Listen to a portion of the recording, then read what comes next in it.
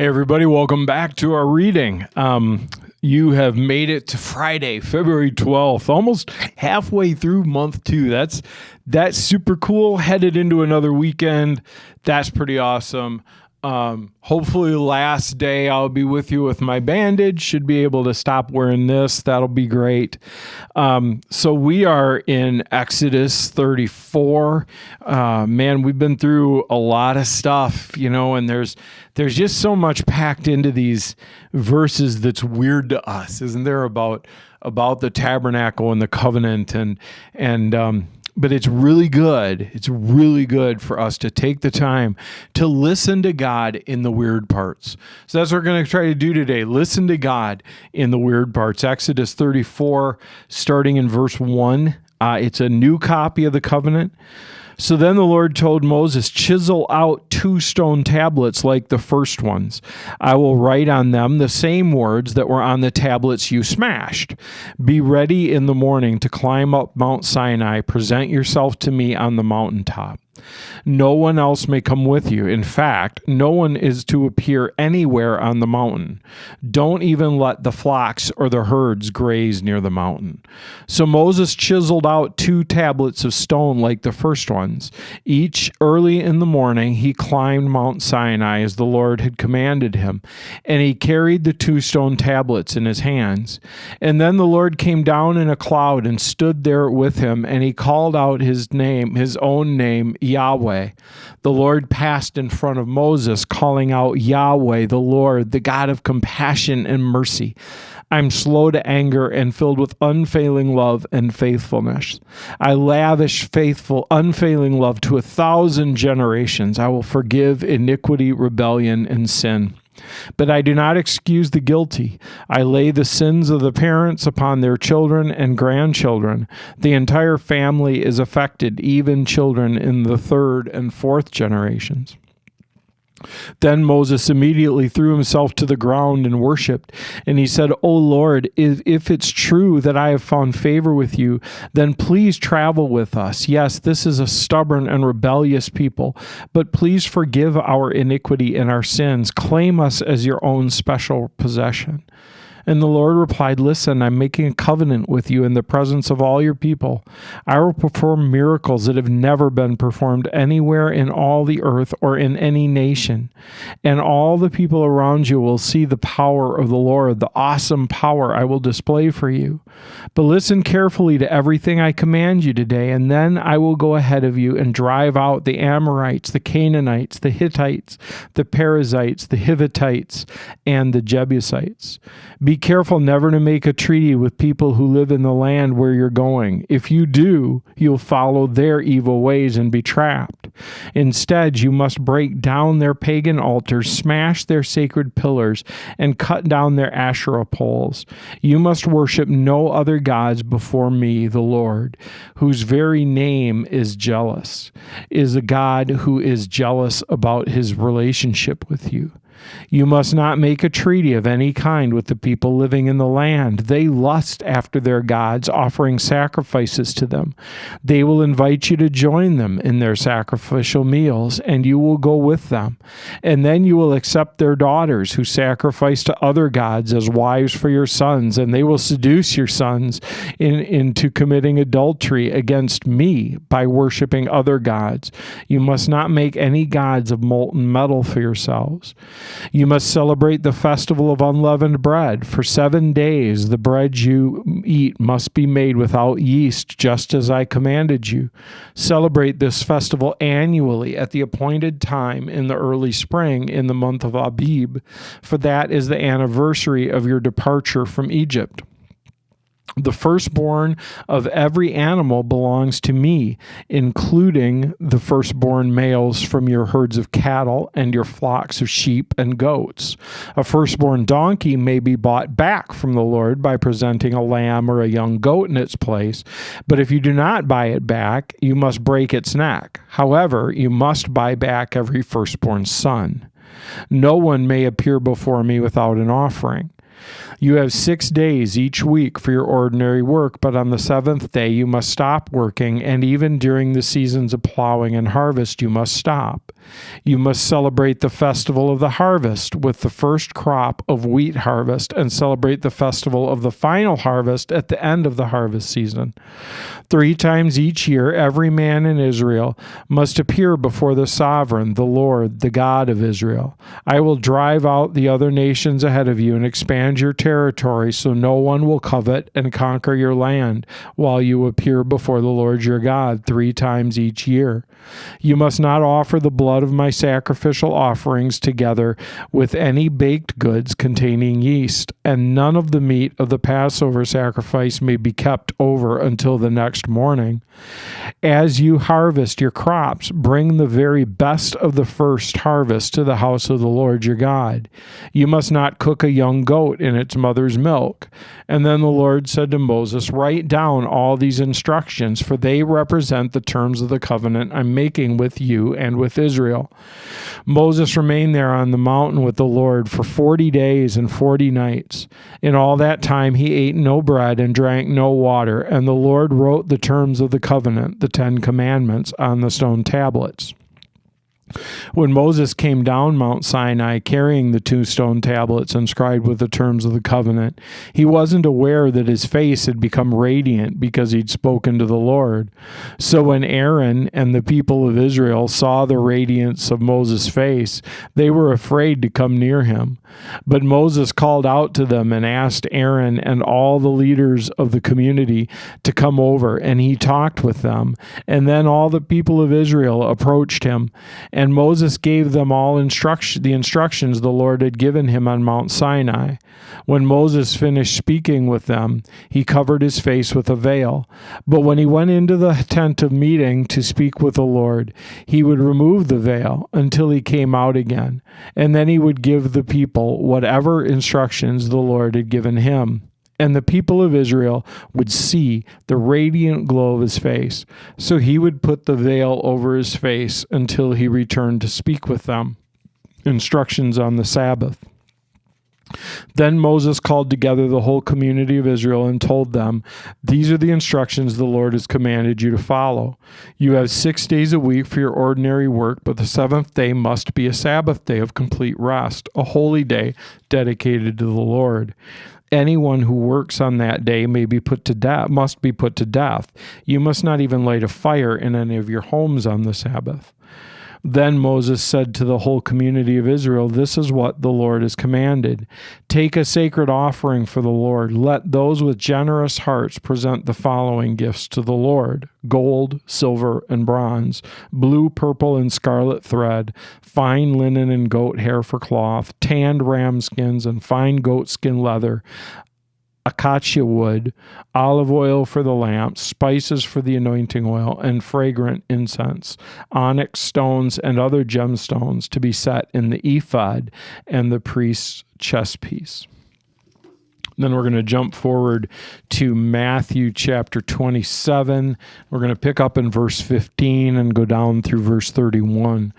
So Matthew 27, starting in verse 15. Now, it was the governor's custom each year during the Passover celebrations to release one prisoner to the crowd, anyone they wanted.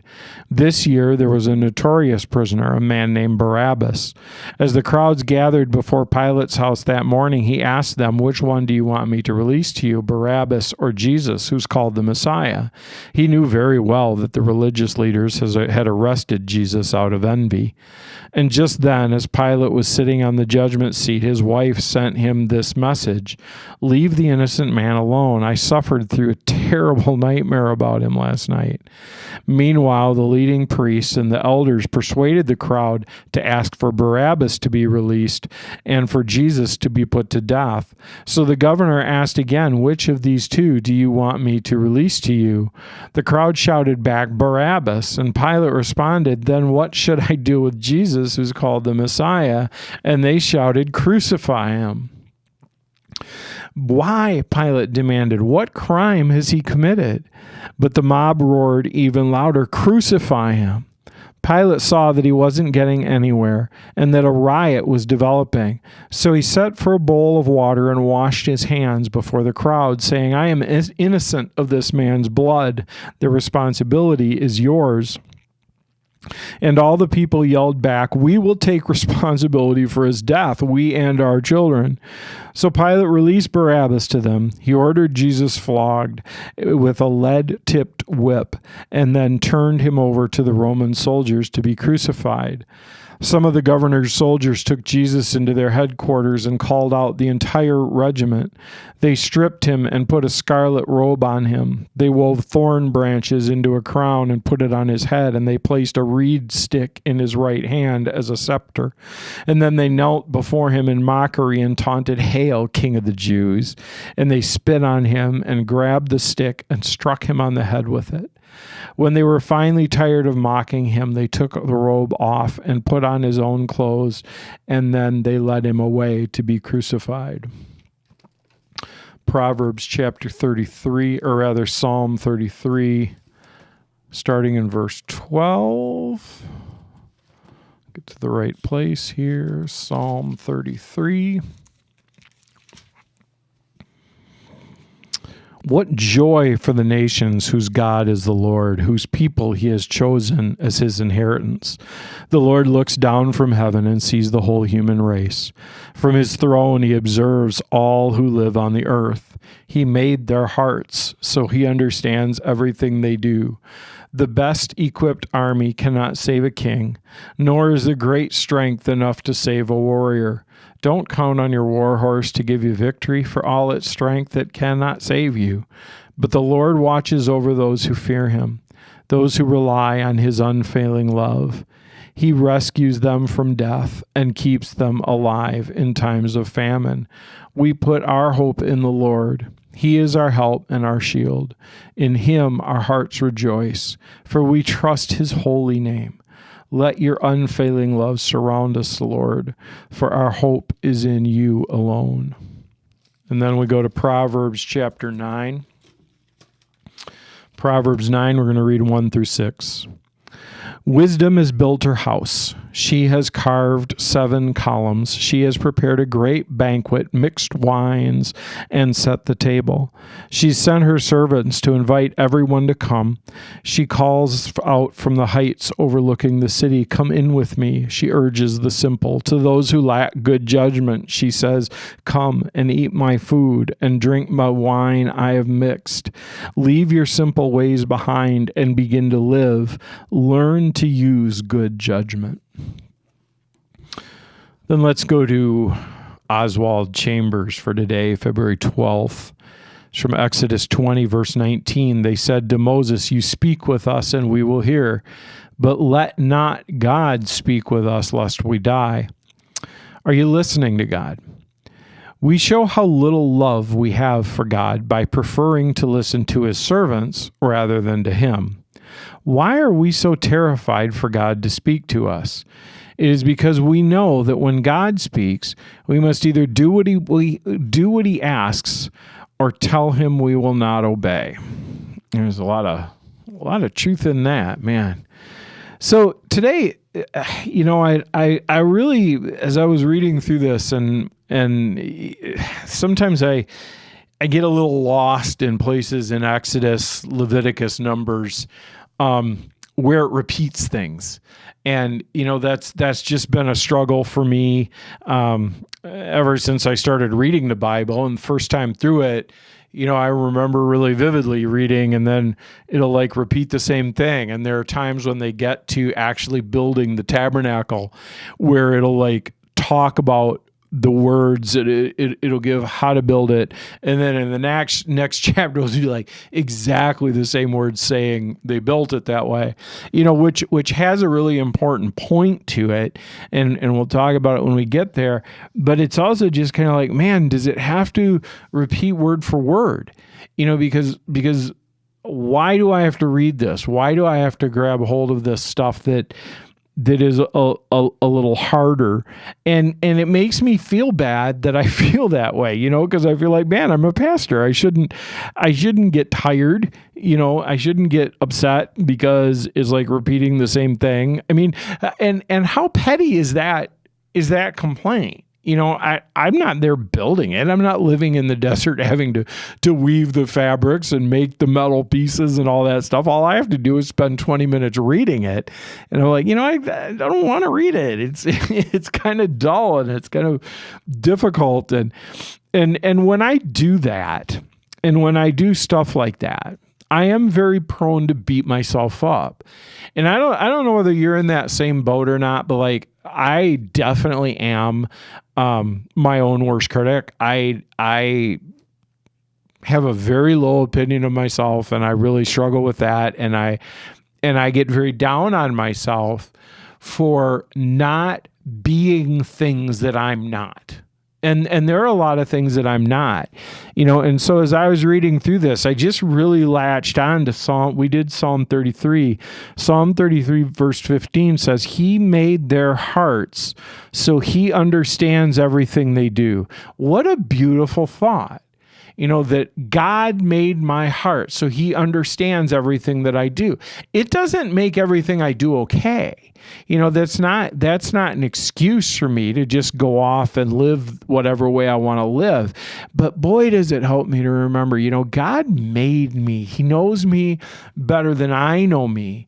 And so in those awesome moments when things are great, God knows me better than I know myself. And in these moments when, I get a little testy because I have to read something that I feel like I just read a little while ago, and I don't really want to read the same words again, God knows me. And He loves me. And I think that's just such an amazing thought. And so, I want you to try to take that encouragement into today, that God knows you. He loves you. He formed you. He knows what you think. He knows why you think it. He knows what you wrestle with and why you wrestle with it. That occurred to me the other day as I was just wrestling with something and thinking about, man, why do I wrestle with this? Why is that? And I'm not sure that I came to like a super great answer for myself, but one of the things that was really interesting that came through to me was God knows exactly why I wrestle with it.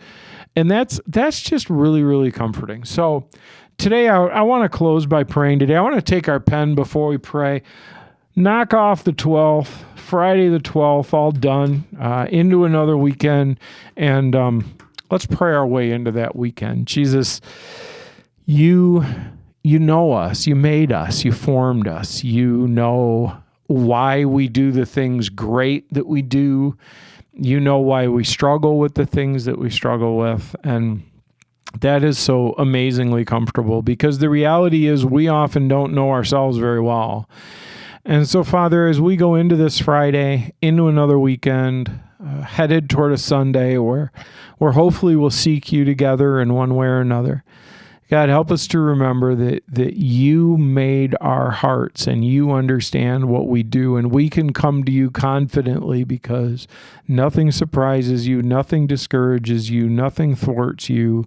You know all about it already, and you love us. In Jesus' name, amen. Have a great day, and I will see you soon.